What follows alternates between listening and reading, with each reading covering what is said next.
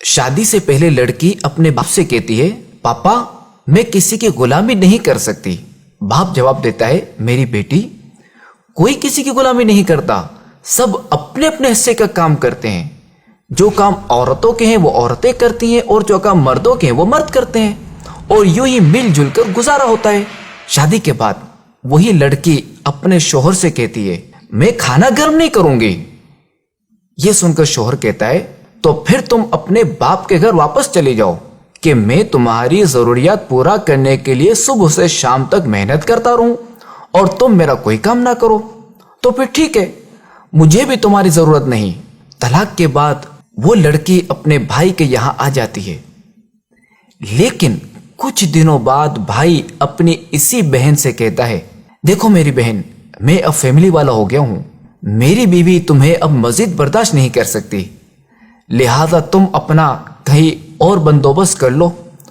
اب وہ لڑکی نوکری کی تلاش میں ایک دفتر جاتی ہے۔ دفتر والے کہتے ہیں ہمارے پاس ایک فیمیل ریسیپشنسٹ کی جگہ خالی ہے، آپ خوبصورت اور جوان بھی ہیں تو آپ ہمارے ہاں کام کر سکتی ہیں۔ لڑکی کی عمر دن بہ دن بڑھ رہی ہوتی ہے۔ دفتر والے اس سے کہتے ہیں بی بی ہم معذرت خواہیں، آپ کے کام میں اب پہلے جیسی تیزی اور پھرتی نہیں رہی، لہذا اب آپ کہیں اور نوکری ڈھونڈ لیں، ہمیں اب آپ کی ضرورت نہیں رہی۔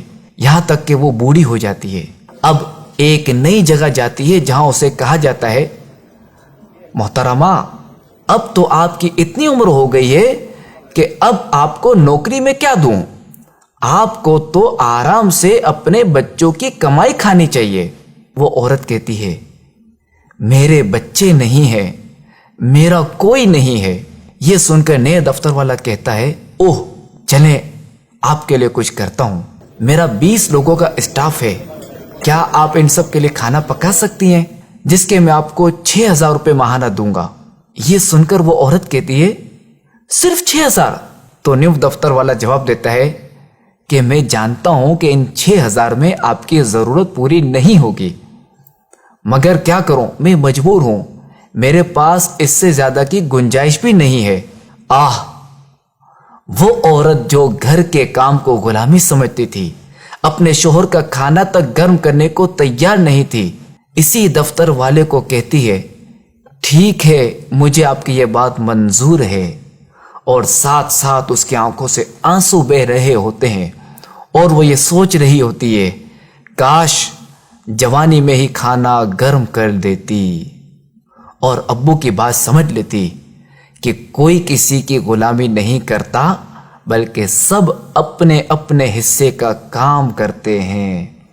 مشہور کہاوت ہے نا کہ میاں بیوی گاڑی کے 2 پہیے کی طرح ہوتے ہیں، اگر ایک پہیہ خراب ہو جائے تو گاڑی کا چلنا ممکن نہیں رہتا۔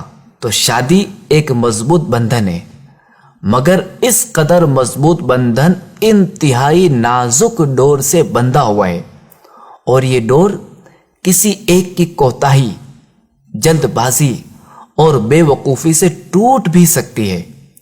لہذا اس رشتے کو پروان چڑھانے کے لیے اعتماد، سچائی اور دیانتداری بہت ہی ضروری ہے۔ لہذا ایک دوسرے کا خیال، صبر و تحمل اور قوت برداشت سے ہی اس رشتے کو نبھایا جا سکتا ہے۔